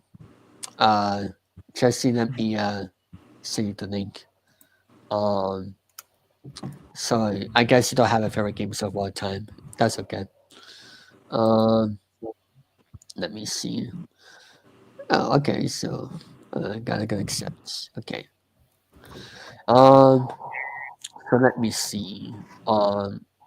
Danny, what I know you're favorite game show host of all. I mean, game show of all time is Lingo, but what about game show host of all time? Well, I would clarify and say I don't know if Lingo is the favorite of all time, but it is a little tough for me to just pin down absolutely one. You know what I mean? Yeah. But Lingo is definitely in there, the 2002 to 07. But let's see, the best game show host of all time is probably Bill Cullen. Bill Cullen. objectively. But one of my favorites growing up, Gene Rayburn, Alex Trebek, and Bob Eubanks. Okay. What about you, Eric, for your favorite game show host? Favorite game show host, I'm going to go with the legendary Wink Martindale because he was a well-rounded game show host. He when he does the questions, he does it very articulately. He explains the rules of both rounds, very intelligent, and he can be very, very funny from time to time. And so you're talking about best game show host of all time. That's a difficult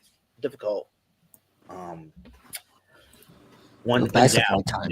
time. Best of all time. I go with like somebody like Bill Cullen or Alex Trebek, very intelligent and sophisticated game show host. Yeah. Bob Barker's got to be up there with him. Oh Yeah. yes. 50 years of television. Yeah. And I'm gonna another favorite game show host I like besides Wink Martin. Somebody. I would go Jim Perry and Peter Tomarken as well. Oh, Peter, yeah. Peter Tomarken, yeah. And Tim Perry is also in that kind of. Jim Perry is very good, especially when he asks the questions. Watch Sale of the Century, man. He's very fast paced when it comes to that. Oh yeah. You know, What about you? What about you, Emo? Your favorite game show host? This was before he got into politics. It would be the very first game show host that I ever saw on Lingo, Chuck Woolery. Oh, good. God rest his soul. Sipping the game so hard. I remember like back in elementary school when I was a kid when they asked me what do I want to do when I grow up. My response was I want to be like Chuck Woolery. Yes. We don't have that song on this video clip section. That's okay. Yeah, but go check. Oh wait a minute. Oh, do we? It's no, not on the video clip, but it's on the background music. Let me see. No. Oh, No, it's not on there. Anyway. Whoops. For my answer is Dear No Deal for So and Mandel for host. Wait, who? Mandel, Howie Mandel. Oh, I'm sorry. I thought you said Lindell.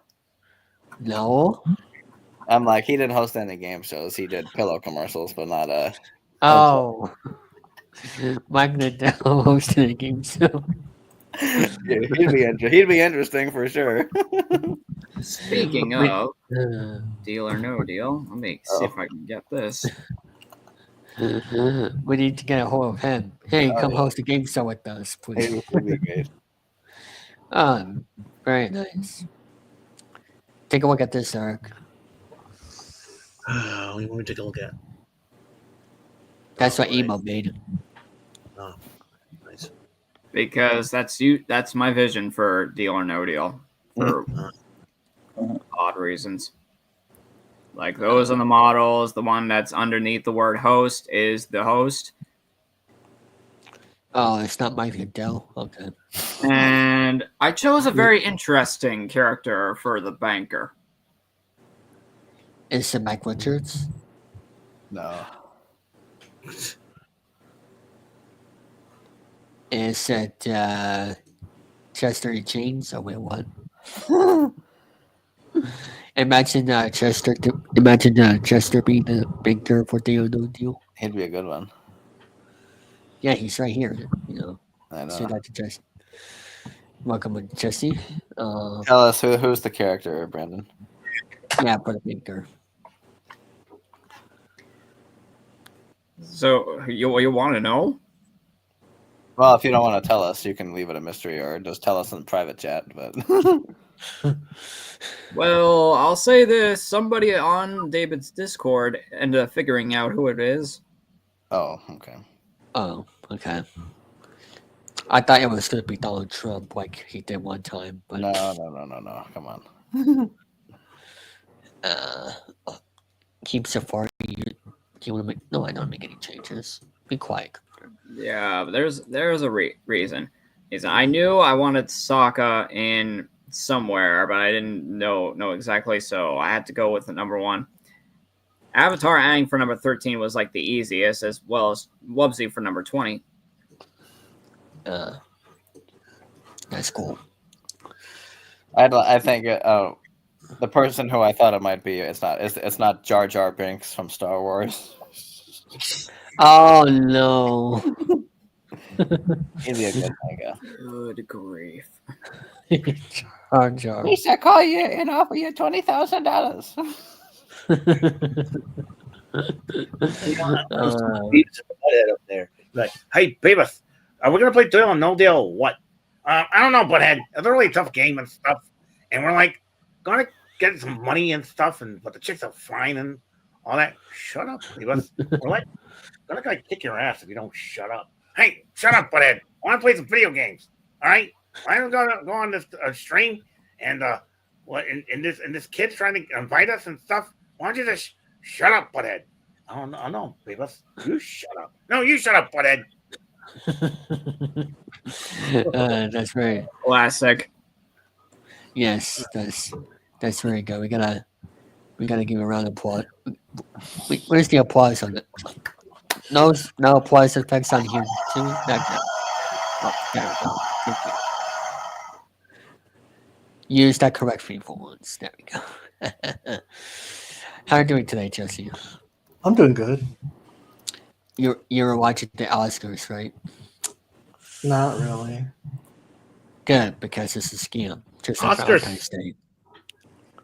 Oscars suck, Beavis. Yeah, it does. I'm like, there's no hot chicks in there anymore. I don't know why, Butthead. I don't know why, Butthead. We're like, We already had a suck nowadays. We already had a boring awards thing this year. It was what was it? The one The Grammys? Yes, that's right. Yeah. Oh, brother. Well, that's in order to make an award so entertaining. Just call Will Smith and Chris Rock. They'll take care of it. That's right. Yeah. Or maybe Jimmy Fallon and Jimmy Kimmel. make a fight with each other to see who's the better host. That's right. Yeah. You can have a debate show on there because Kamo was trying to host that show all the time. He Yeah. was the host of the Oscars for a while. Yeah, I did like it when Ricky Gervais hosted it. Mm. It should have been Jimmy Fallon hosting the Oscars. That would have been great. Well, Conan was pretty good when he was on his talk show, so it's good to see him getting some kind of work again. Well, I just wish. I hope by the next 5 years it will be Jimmy Fallon's turn to host it. I'm sure he will. Yeah. Yeah. By the way, Danny, what are the ratings for the SNL 50th special that happened last month? Let's take a look. Because I'm kind of curious to see how that went. I saw the bit where they made fun of Jack Doherty. Oh yeah. Yeah. Oh wow! Sunday's live SNL 50th anniversary special drew 14.8 million viewers on NBC and Peacock. Oh wow. Huh. This show was NBC's biggest primetime entertainment telecast in 5 years, since 18.33 million people watched the 2020 Golden Globes. So that's interesting. But hey, that's what happens when you put SNL on the Sunday night. They should keep it that way. I ain't a great cornholio. Are you threatening me? I need TV. TV for my bunghole. That's what they need. They need more great cornholio on TV. That's why TV suck nowadays. I my bunghole goes. TV. TV for my bunghole. Chicken pacana from Titicaca. From Nicaragua. I'm a gringo. Oh, good grief. Oh, and we have to go back to this. Can somebody make those as YouTube shorts, please? Thank you. yes. Hey, David, have you heard from Victor lately? No, I had to get something settled as for the popcorn panel, and then I'll get back to him. So, because we need to fix up nothing bad, just things came up unexpectedly with the program that we need to make some changes. That's all I'll say, because I don't want to spoil anything. That's fine. But Victor's good at match game when we have him on. So. Oh yeah, true. He was. Did we have him on for Funny Years to Ask? I think so, right? What do you mean for right now? Back then for Funny Years to Ask, I think we had him. I don't remember. Well, Funny Years to Ask. Yeah, it requires the same amount of people. Yeah. I was just asking if Victor was on that show. Oh, he was on it. Yes, he was a couple of times. Yeah. Okay. So, let me see. Let me do the promos here. We have the Chilling3000, of course. We'll be back this Friday for episode 160, which we'll be interviewing Stu on there from the Stu Show. So please check that out. That we taped last month or no, I don't remember when. So please check that out. Also check out both of us on Gary's channel. Pop-up panel on Tuesday nights on here. Victor's Game Room whenever that comes back. I might actually have that as a return for when the spring comes, hopefully.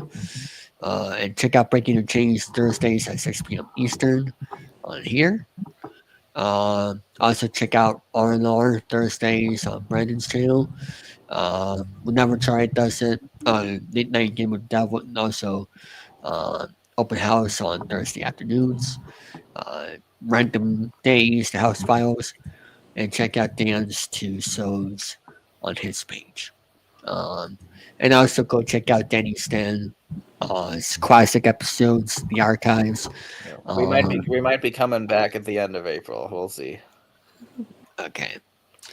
Well, we'll just have to get You know what? You know what you should do? Then you should have a rotation of co-hosts for, like, actual, an actual rotation for. Yeah. Well, we did have Sophie, and Sophie is planning on getting a job, so her availability might be different. And I did have Paige the Phenomenal one as a guest co-host one time, and then, as you know, on the last episode, I just did it myself. Yeah. We'll see. But I was thinking like you have like a co-host to appear like once per month. That's what I was trying to say. Yeah. To make things more ranged out. Oh no. All right, we got Charlie. Hey man, Charlie is on here with LAX has a suit on. Wait. I was going to say, David, no, you shut your whore mouth before I slap the fuck out of you. I am called. See, With that I am record, called. survey says. Shut that fucking shit out, you jabroni mark motherfucker. I am here to grace y'all to increase the viewership for a few minutes because my phone is at 40-some%, and the Chase got to listen to his music on the way home. But I am here to grace y'all with the Chase presence, the final boss, the executive, the man in charge of the Network 3000. I need a great Cornholio. You shut your mouth. You bunghole. I need TV for my bunghole. What is the matter with you? I'm the Nicaragua. I'm a dictator. Spot. Eric. Oh, I was Eric Leva. You take your Three Stooges looking ass out here. Hey, you suck. You suck. Shut up, Leva. He's trying to talk. All right, I don't care. He's a butthole. I think you're right. He is a butthole. He's gonna call himself the final boss. More like the final loss. Yeah, he's lost all right. He's lost his mind. Where's my lighter? What's wrong with you? Anyway. Go ahead. Get everybody back in. I was having too much fun. Yeah, I was gonna say I can only carry this show so far with only one person. Why did I forget, Danny? I know the feeling of that, having to do that. That's what I had to do with Sophie for most of the Danny's dance. Well, hell, Danny, you've had to carry David's white, pasty, scrawny-looking ass throughout all these years. I've been doing that for 5 years. Yeah. I met Charlie in fall 2019 too. Well, in a different way. Because We met in 2020, David. I meant like in the comment section in 2019. I meant. Oh yeah. But that should have been prelude to what was to come with all you jabroni marks who have no life, brother. It's take it not knowing the full story, brother Jack Dude. Jack Dude. Hey, at least it was a Pack Dude. Wait, what?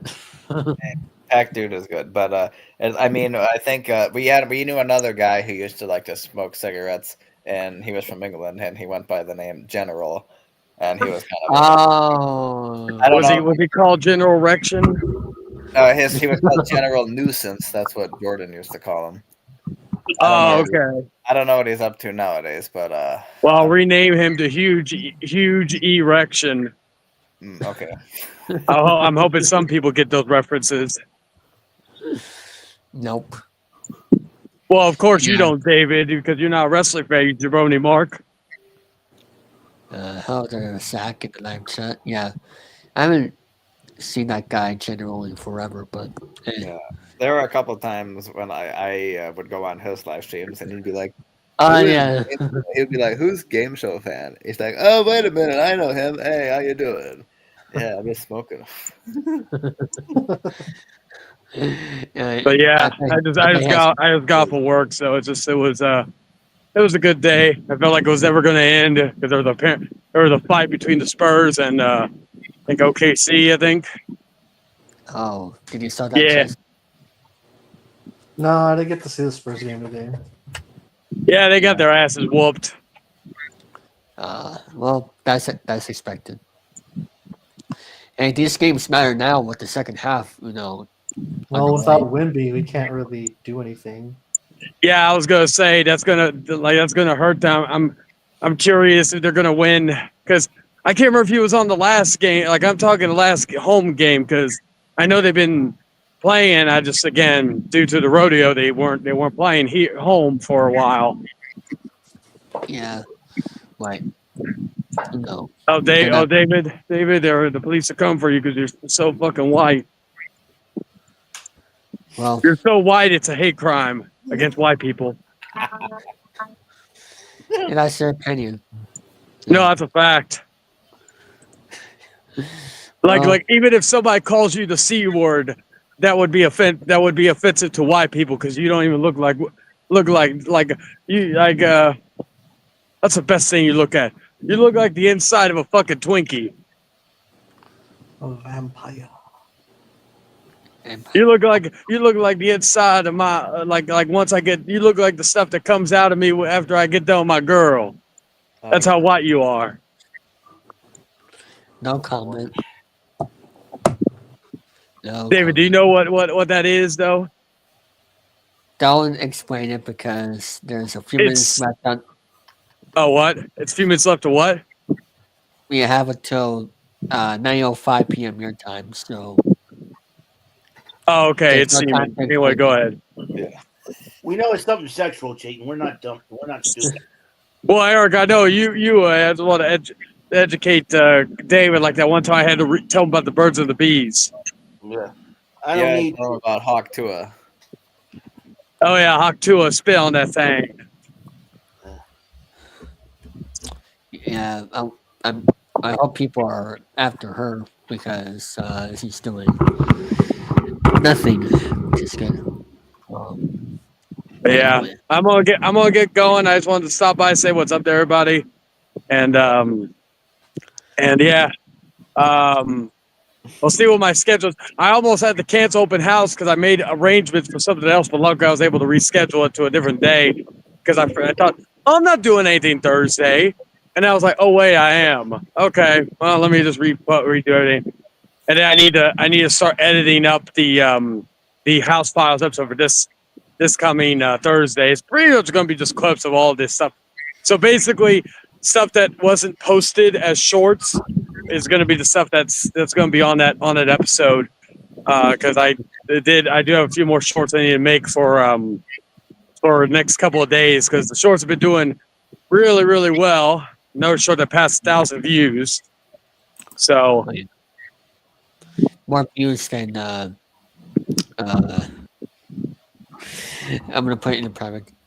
I was gonna say more views than people who have fake subs. How about this one? More views than that, yes. Oh wow! See, I made a joke last night where I said it looks like Canadians destroyed the national anthem last time with all the booing. It took Jordan a few seconds to realize what I meant by that. Yeah. And I was like, "Oh my God, Jordan, you slow." Anyway, guys, I'll leave it there. Be sure to check out open house this Thursday at 2 p.m. Central Standard Time, followed up by, of course, the house files, and then followed up by breaking the chains and all that good stuff. And then, whatever else is going to be on Thursday night. I can't remember what comes up on Thursday nights anymore. No, they're not right. They're not part of Network 3000. Jordan refused my offer to accept the final, for him to give the final boss his soul. So we don't promote that shit on here anymore. Anyway, David, we're gonna have to, due to Jordan not accepting my offer for his soul, I'm gonna have to fucking. We're gonna have to take over. The Network 3000 is gonna have to take over Rant and Rave. Anyway. Anyway, y'all take care, guys. I'll see y'all next time. You ain't taking over squat, Chayton. Get out of here. What a doomball. Yeah. Yeah, he is. Also, Brandon Martin's Canada, channel, not it. Yeah, and Canada is not for sale, people. We don't want anything to do with Canada. I do like the Gulf of America. That's the only thing. What the? Eric. Who did that? Sorry, I think. Okay. No. Your name. What? My name. Who put my? I'm gonna.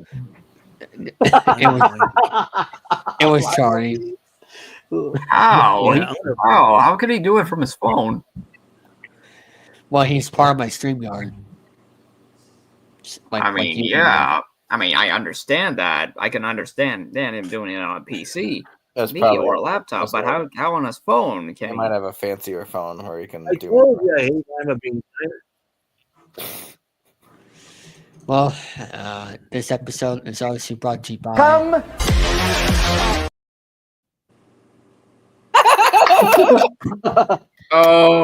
That's a new one. I've never seen that before. Yeah. Hate you friggin' off. Yeah.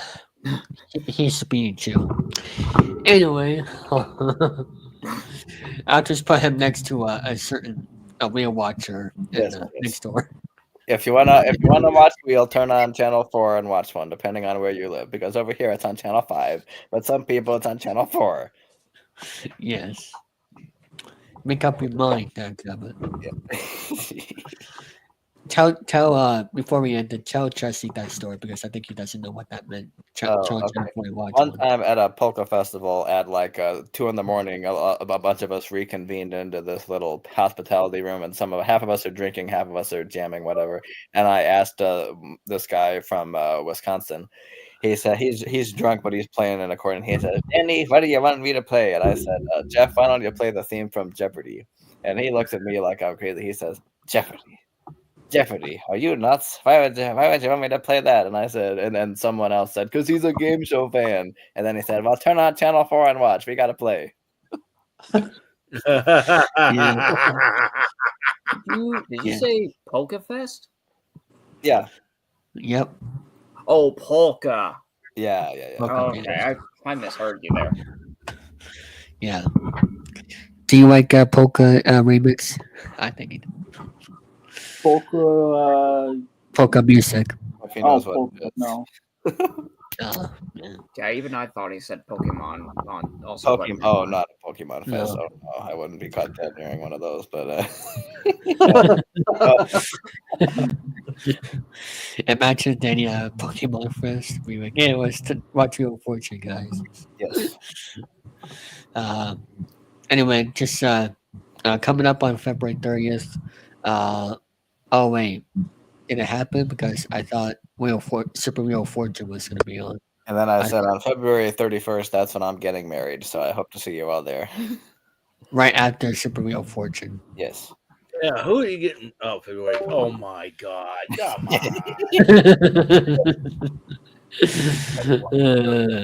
We're in March now. Kudos to whoever made that. Well, Hershon. I have to come on this clown. We need to make that a shirt. Bring it to a Wheel of Fortune. Yeah. JP. That'd be great. February 30th. Yeah, man. Yeah. That'd be the day Charlie becomes famous. Ooh. Yeah. And also, when this guy's Buffalo Bills wins the playoff game again. Oh, yes. Anyway. So I'll see you guys this Friday for our interview with Stu and our checkpot game and the Hangout Session. So I'll see you all this Friday.